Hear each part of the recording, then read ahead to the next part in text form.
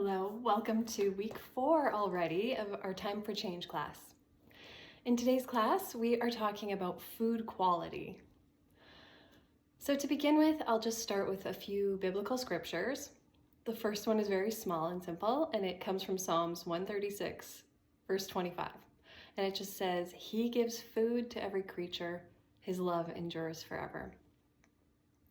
And the other one comes from Genesis 9, verse 3. When God tells Noah that everything that lives and moves about will be food for you. Just as I gave you the green plants, I now give you everything.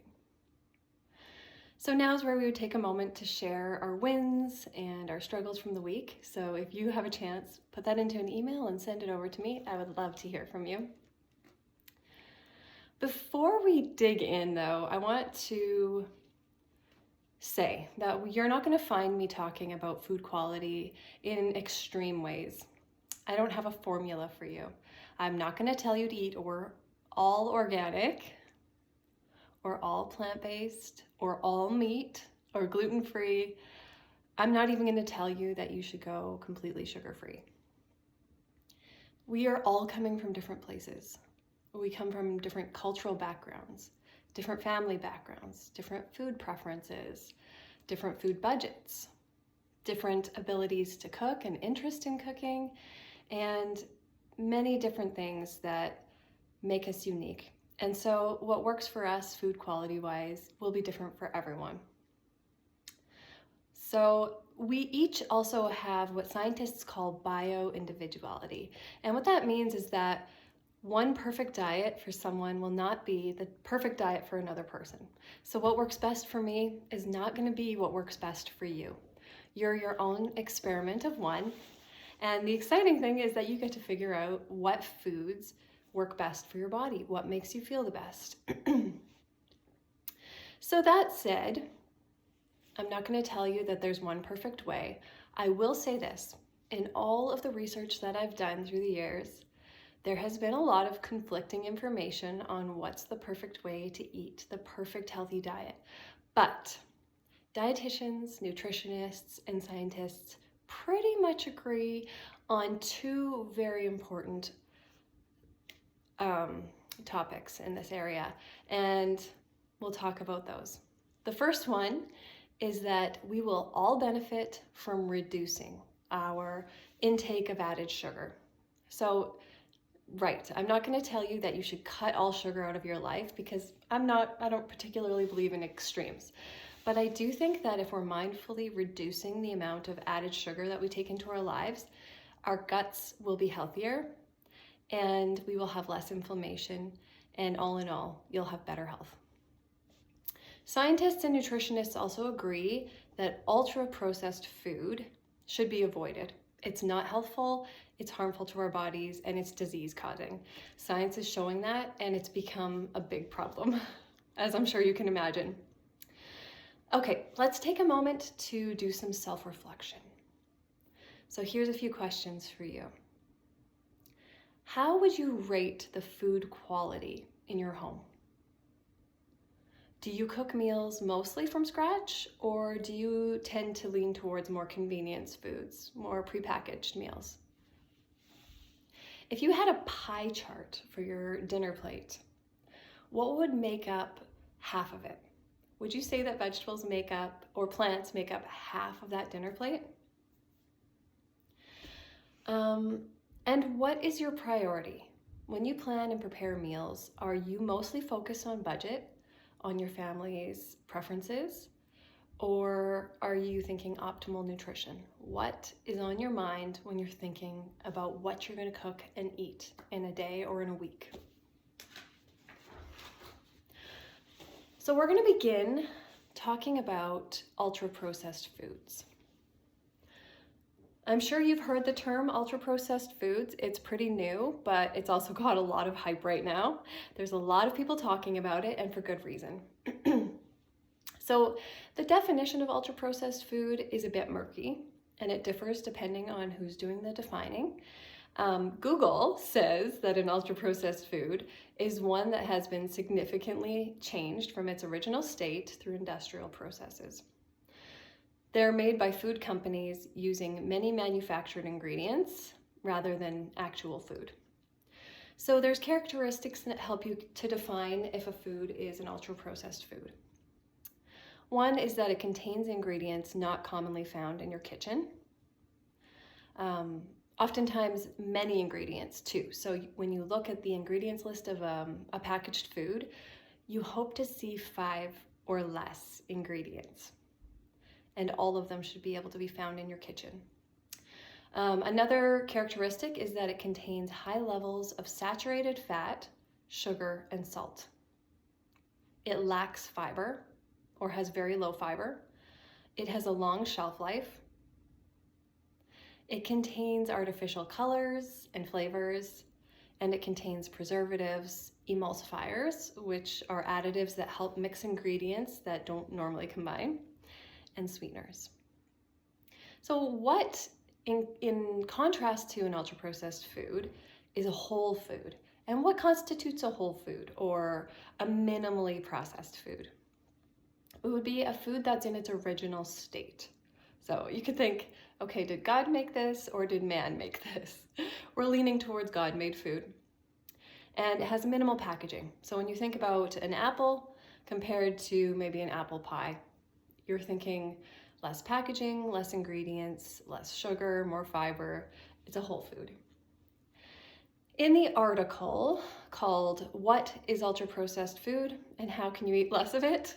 It's got a good name, I know.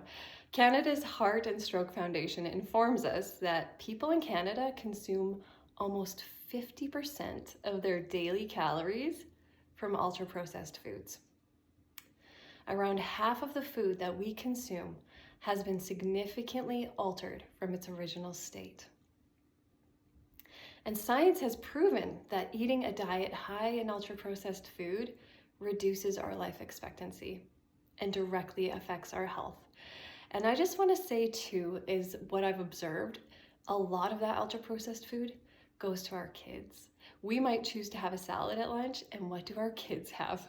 Maybe frozen pizza, a pizza pop? What kinds of things are our kids choosing to eat? Because they're hyper palatable and our kids choose what tastes good, right? They're not thinking about nutrition or how they feel. So there's other problems with having a diet high in ultra-processed food. We tend to binge eat these foods. They're made from hyper palatable. That means they're in the lab made to be the most delicious that it can possibly be. It's so tasty that you crave it and you have a hard time stopping. We're even addicted to these foods. And especially because they lack fiber, we also don't really have a stop signal. So we can eat a whole pile of it before we even notice that we want to stop eating. Where if you're choosing a whole food, maybe you're taking a plate of broccoli, first of all, rarely do you crave it. And secondly, your body will tell you when it's had enough, right? And then you'll stop. With ultra-processed food, that is not the case. And because these foods lack nutrients, sometimes they'll have some cheap vitamins added, but basically they lack nutrients.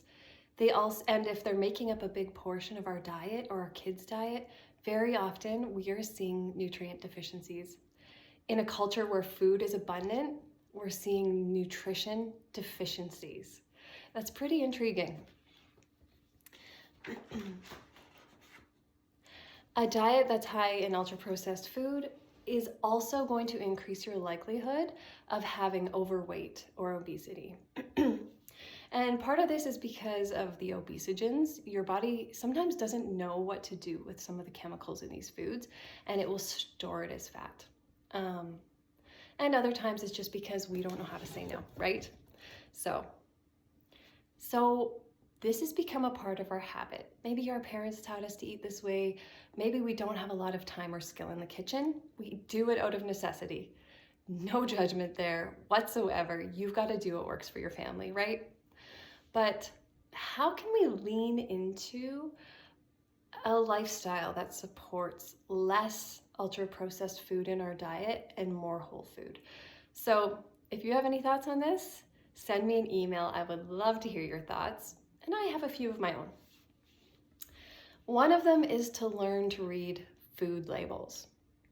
Not all of us do this. Some of us have started doing it, and you're looking for things like added sugar. A lot of times people are looking for carbohydrates or proteins if they are counting their macros. Sometimes you're looking for allergens, but it is really important to take a moment to look at a label when you're getting a food product. The next time you go to buy a can of Campbell's soup, have a look at the label and ask yourself, does this soup contain mostly whole ingredients? And if the answer is no, maybe it's better to put it back. Okay, so reading food labels. Number 2, identify your ultra-processed food habit buys and think of better choice replacements. So what are these? These are the things that you always keep stocked up in your pantry or fridge. The things that your mom always had and you just feel like they're staples in your kitchen, you have to have them. So here are some things that might be some of your habit buys for ultra-processed food. Number 1, canned soups or stocks, which often have MSG in them. It's worth looking at. I could go into MSG, but do a deep dive. It's not good for you, okay? Packaged cookies. There's another one people often have, but probably don't need. Ramen noodles. Truly, my kids think this is a meal, but there's no nutrients in it. It is not good for you. It's junk food. Microwave popcorn. Whole popcorn, much better option, right? Maybe a little butter, maybe a little salt, maybe just a little Parmesan if you're trying to go less fat, but microwave popcorn, not good for you. Ice cream. Okay, I'm gonna give you a little caveat here because there are some ice creams out there that are made with whole ingredients. Look at the Haagen-Dazs vanilla ingredients compared to the, what are some of the other brands? Nestle. Ice cream ingredients for vanilla. Just have a look. They're very different. So what can you replace some of those habit buys with? Can you make soup on the weekend in your slow cooker and pop it into some containers for the week?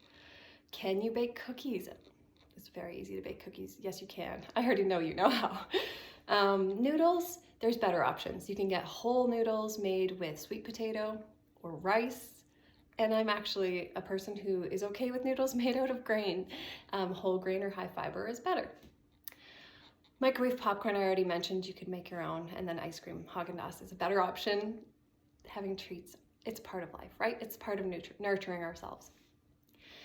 And my third suggestion is to cook more often.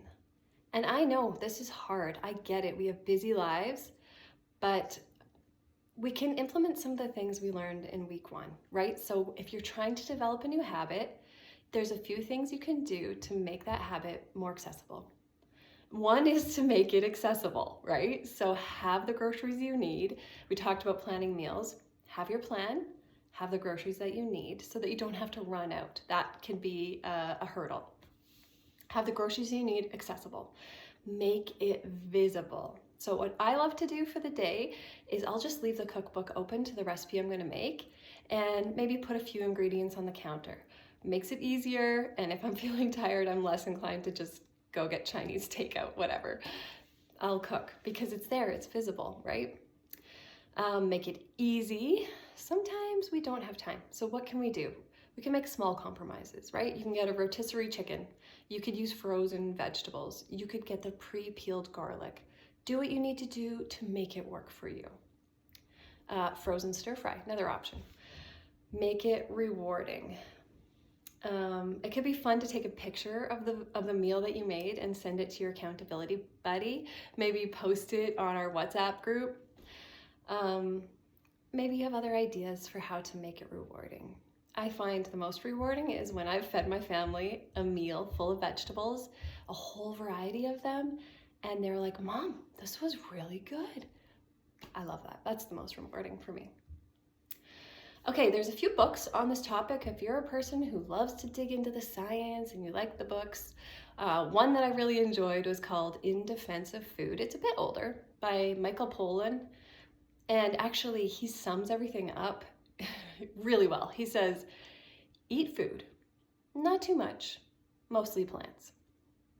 It's so easy to remember and it's so true. It's good. Another one that's kind of interesting is called Ultra Processed People by Chris Van Tulleken. Yeah, lots of science there, very convicting evidence about how ultra processed food is not adding to our lives in any way.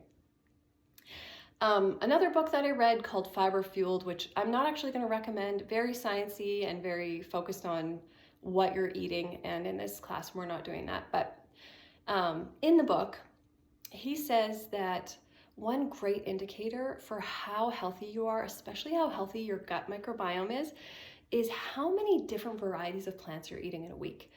And he says to shoot for at least 30 different types of plants in a week. If you're the kind of family that tends to eat a lot of takeout, maybe you end up with like fries and whatever grains come in the bun of the burger you're eating. Try to identify how many different plants you're eating in a week and see if you can add to that. Herbs, fresh herbs work. Real spices like cumin and turmeric, those kinds of things will also contribute to that 30. Grains work, so if you're having brown rice or quinoa or anything like that, potatoes, those are all plant foods. They add to the 30. Okay. We tend to overcomplicate what it means to eat in a health supportive way. And yet eating to support health is not a 1, 2, 3 formula. So many people want me to say, here's what you eat and you'll be healthy, or you'll be slim, or you'll lose weight. And it just doesn't work that way. You are a study of one. So you need to investigate what works for your own health needs and the needs of your family. Pay attention to foods that leave you feeling your best and some that leave you feeling poorly, maybe bloated, maybe gassy, maybe indigestion or constipation. So what does it look like to be an investigator of your health needs? So I don't often recommend to my clients to track and document what they're eating. And that's because I don't think you should start a habit that you don't plan to continue for your whole life. We should focus on the habits that we want to adopt for our whole lives. But in the case of figuring out what foods really work for you, it can be helpful to take a couple weeks or a month even and track what you're eating and identify how it makes you feel. It can help you be a better investigator for yourself. And that can look different for many people. You might want to be very detailed on how much and what time you're eating. You may want to be less detailed, just jotting down some notes, and you'll do what works for you. I'm sometimes concerned that doing this for very long can lead to diet brain, and that's something we definitely don't want, right? So we're really focusing less on calories, less on macros, and more on how does this food make me feel. And then you can have a list of green light foods, the foods that make you feel really good, yellow light foods, the ones you try to eat less of, and your red light foods, the ones that make you feel like junk, right? Yeah, so tracking can be helpful. Advertisements and media are telling us that it's normal to not have time or desire to cook, and that ultra-processed foods are a reasonable alternative.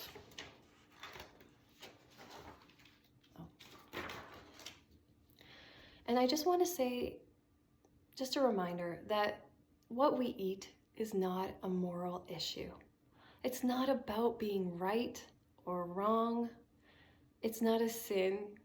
I don't think. Maybe you could disagree with me on that. I don't really think, though, that God ever intended for the food that we eat to be so far from its original state. They're not normal or healthy, and they're making us sick and addicted. Okay, here's an idea that your kids might like to get involved with, or grandkids, or husband, or maybe it's just something you want to try. Put a list on your fridge of all the different plants you eat in a week and see what the variety is. Okay, it's important that when we talk about food quality to remember that our goal is not perfection. Perfection is an illusion and it's not our goal. Our goal is awareness so that you can make informed decisions that will progress you towards meeting your health and weight goal. You remember week 1? We set those goals. We got that visual in our head of that person that you want to be, someone focused on their health, somebody who maybe has lost a few pounds and feels great in their clothes and has plenty of energy. So when we think about the foods that we're selecting, ask yourself, is this progressing me towards my goal? Read the labels to become aware.